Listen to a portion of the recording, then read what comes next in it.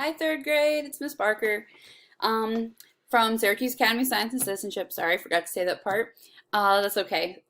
So we are so close to being done with school. It's crazy. You guys have made it.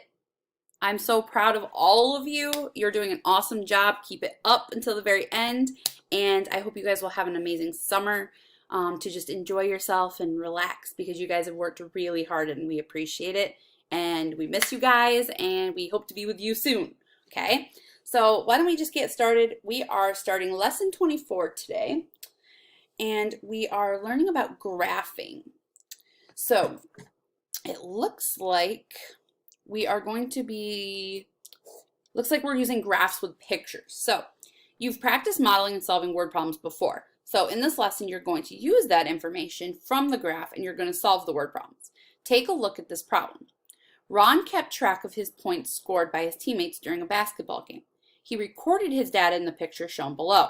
Okay, this is called a picture graph, okay? How many points did each teammate get? Okay, before you count the basketballs, it is important to look at the key, okay? I'm going to circle it so you can see it. Okay, each basketball stands for 2 points, okay? So that means each of these basketballs is 2 points each. And I'm even going to write a little box right here. And I'm going to write 2 points.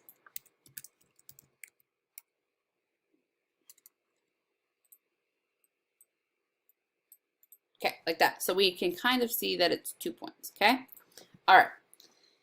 The sentence at the bottom of the graph tells you that each basketball stands for, well, we just labeled it. So let's label it again. 2 points. Well, they already said points, so we don't really need to type points. That's okay. We can move it over, though. Okay. There is one basketball next to Alan's name. Oh, look at that, Alan. Look at that. You have your own name on here. It's not spelled the same way, but that's okay. Anyway, so there is one basketball next to Alan's name.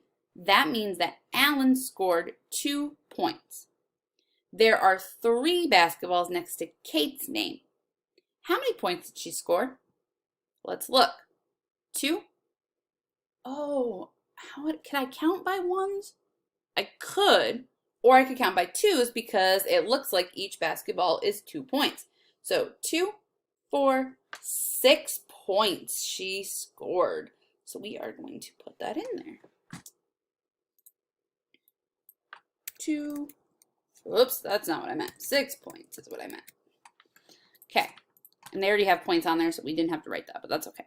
How many basketballs are next to Gary's name? Let's see. 1, 2, 3, 4, 5. So we're going to type in. Why is it doing that? That's weird. We need to make another one here. So 5 basketballs. And we're going to move that over to this line. How many points did Gary score? Well, we know each one is worth 2. We know there's 5. So we could do 2, 4, 6, 8, 10. 10. And they already have the word points on here, so we do not need to write it in. Explain how you could find the number of points May scored. So let's see, May. So you could skip count by the 2's like we were doing, right? Until we get up to how many we have. So let's see, 2, 4, 6, 8. So I think that works. So let's write skip count by 2's until we get to 8. All right, next. Okay, look at Ron's picture graph. On the previous page, the key tells us, or tells you that each of the basketballs stands for 2 points. You can multiply the number of basketballs by the number of points, right? So if we have 2 basketballs and they're worth 2 points, you do 2 times 2. So here, Alan had 1 basketball, so there were 2 points each, so they did 1 times 2. Kate had 3 basketballs, and each of them are 2 points each, so 2 times 3 is 6. Gary had 5 basketballs, each was worth 2, so they did 5 times 2 equals 10. May is 4 times 2 equals 8. So we got that answer. All right, so they did a different kind of graph here. Looks like they did Alan, and then they showed the number of points scored on the bottom and students on the side. So they put Alan, Kate, Gary, and May, and then their number of points, they went by 2s because each basketball is worth 2 points. All right, what would it mean if the symbol for Alan was a half of basketball? Then how many points would they be worth?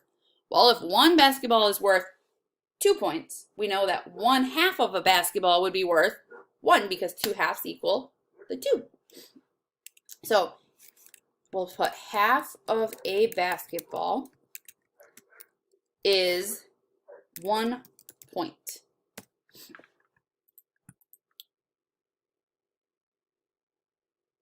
All right.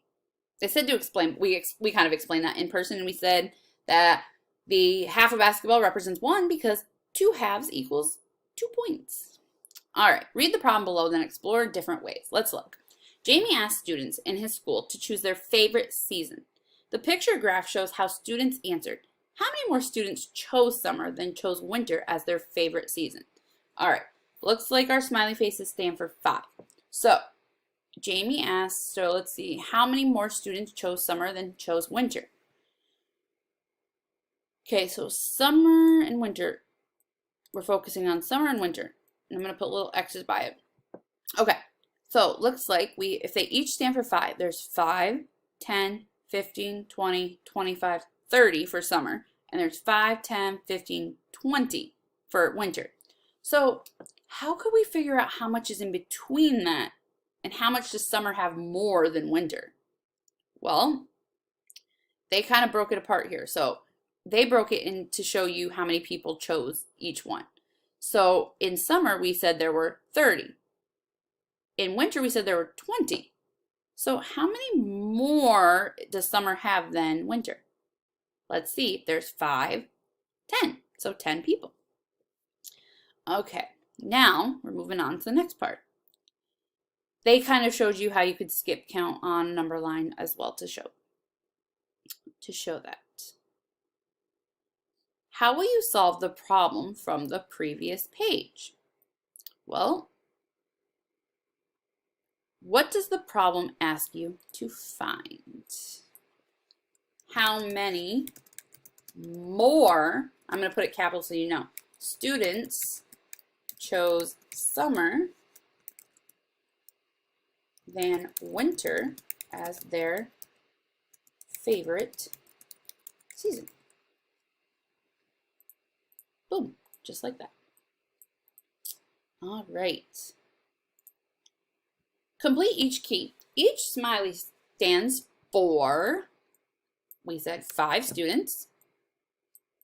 Now we need to complete the table. So if winter was 4 students, or 4 smiley faces, not 4 students, times 5, because 5 students like winter, or sorry, slow down, Ms. Parker. Students for each smiley face is 5. So 5 students for each smiley face. So that's why they have the 5 here. And then they have 4 of those smiley faces. So it would be how many? 20 students. Now, summer is, how many did we say were in summer? We said there were 6 smiley faces, and they're equal, or they're worth 5 each. So 6 times 5 is 30. Complete the equation to find how many more students chose summer than chose winter. Well, we just did it. We said that we had to subtract because we need to find how many more summer than winter, okay? So 30 minus 20 is 10.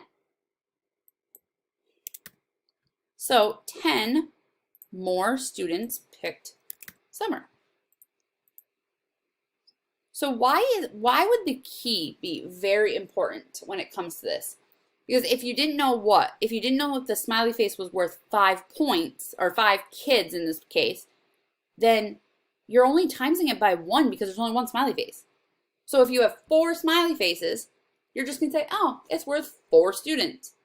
Nope, because each smiley face is worth 5. So you have to do 4 times 5 equals 20. All right. how many students did not choose spring or summer? Let's look. Let's look at how many did not choose spring or summer? Let's look. So not this one. So I'm going to put a line through this one and a line through this one. So let's see. 5, 10, 15, 20, 25, 30, 35, 40, 45. Looks like 45 did not choose. Gotta let the page load for a minute.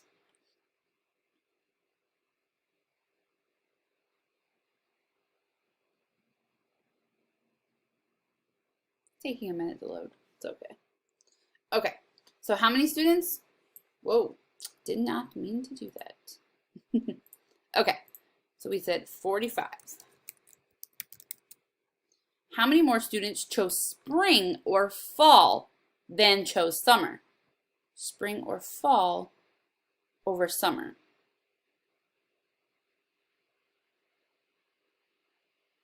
Spring or fall, 5, 10, 15, 20, 25, 30, 35, 40. And then we said summer had 50, right?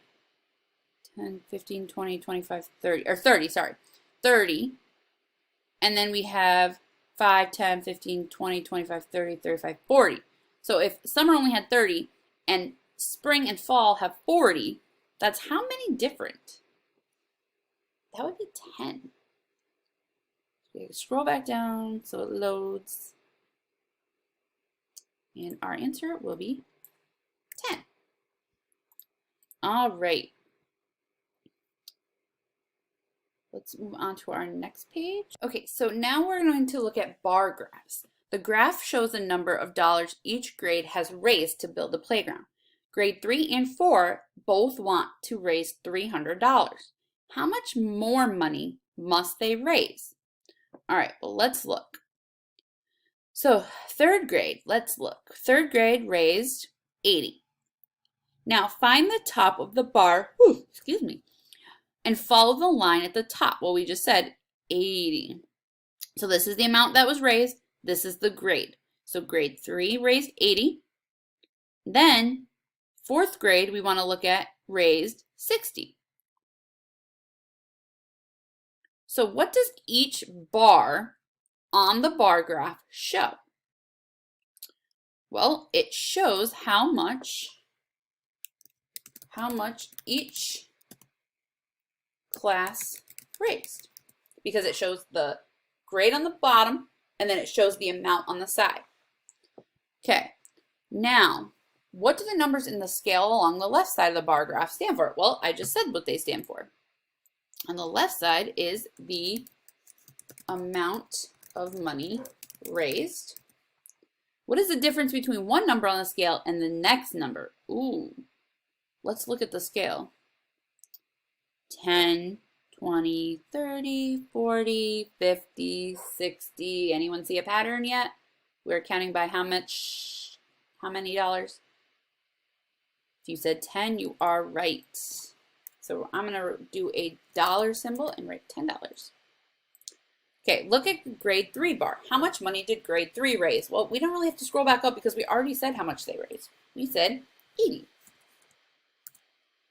And we said 60 for fourth grade.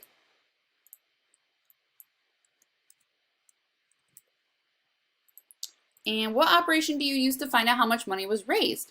Well, if you want to know the total of money raised between 3 and 4, you have to add them. Silly. So 80 plus 60 is what? 0 plus 0 is 0. 8 plus 6 is what? 14. So $140.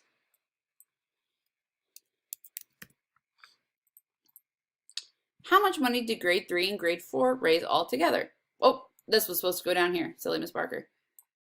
The operation they want to know was addition. Nice job. So now what operation do you use to find out how much more money must be raised in order for grade 3 and grade 4 to get to 300? You have to subtract 300 from 140 and you get 160. Nice job, guys. All right, lesson 25 is coming next. Bye, guys.